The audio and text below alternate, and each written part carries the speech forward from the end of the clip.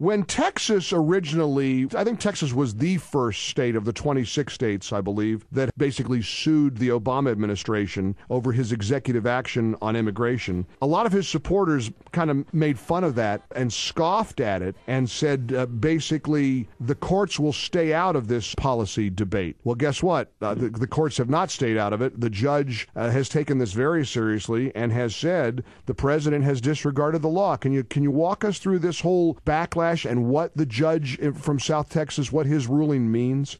Sure. So so the president announced this new immigration policy on November 20th. Within 2 weeks, Texas, joined by 16 other states, filed a lawsuit in Brownsville, Texas, in federal court.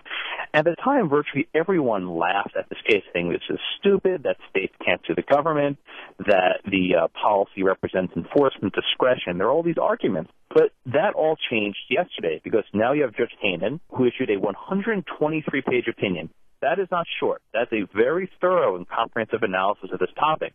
And reasonable minds may be able to differ on one way or the other, but this is not a laughing matter anymore. Now this is a serious challenge to the law that the courts of appeals and ultimately the Supreme Court will have to consider. It's scary. It's frightening to many of us how this president has disregarded the separation of powers. And what I like about the judge's ruling this week is that maybe now we can have a very transparent conversation about the separation of powers. The president has duties prescribed by the U.S. Constitution. Congress has a role prescribed by the Constitution. This president seems to have thrown all that out the window, hasn't he? Well, what's remarkable with President Obama is that he sees gridlock in Washington as a license for him to transcend the executive powers.